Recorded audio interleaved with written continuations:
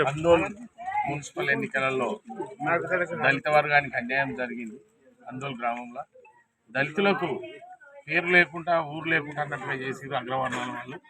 వాళ్ళ అగ్రవర్ణాలకు సరి అయిన దీటుగా సమాధానం చెప్పడానికి అందోల్ దళిత వర్గం మొత్తం ఐక్యంగా ఏకమై వాళ్ళందరికీ ఎదుర్కొని వాళ్ళకి కరెక్ట్ సమాధానం చెప్తామని మా యువత మొత్తం ఉత్సాహపడుతున్నది. అదేవిధంగా ముందు భవిష్యత్తులో కూడా మాకు ఇతరులు ఎవ్వరు అవసరం లేదు. మా గల్లీకి సంబంధించిన నాయకులు ఎవరైనా సరే పార్టీలకు సంబంధం లేని విషయం ఇది. పార్టీలకు అతీతంగా సపోర్ట్ చేసి అదే క్యాండిడేట్ మున్సిపల్కి పంపిస్తామని ఈ విధంగా అంబేద్కర్ మీద ప్రమాణం చేస్తున్నాం.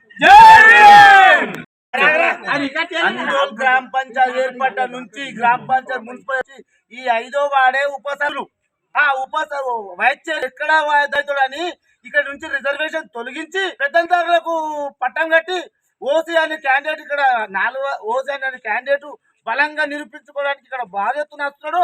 కానీ ఇలా ఎస్సీ ఓట్లు 450 ఉన్నాయి, మేము గెలుస్తామని మా అభ్యంగా సరే క్యాండిడేట్ నిలబడి బలంగా 5వ వార్డులో ఎస్సీలకు రిజర్వేషన్ ఇంతకుముందు ఉండే, ఈసారి రాలేదు. కాబట్టి మా 2 గల్లీలు సంయుక్తంగా నిర్ణయం తీసుకొని ఎవరైతే క్యాండిడేట్ అనుకున్నామో వాళ్ళకి సపోర్ట్ చేసి గెలిపిస్తామని అందరం ఇప్పుడే మాట్లాడుకోవడం జరిగింది. కూడా కలుపుకొని ముందుకోవాలని మా మద్దతు ఉంటుంది. 5వ వార్డులో ఎస్సీలకు సీట్ ఇవ్వలేరు. దాని విషయంలో ఒక్కరికి మేము చేయాలనుకుంటున్నాం. మన గల్లీలో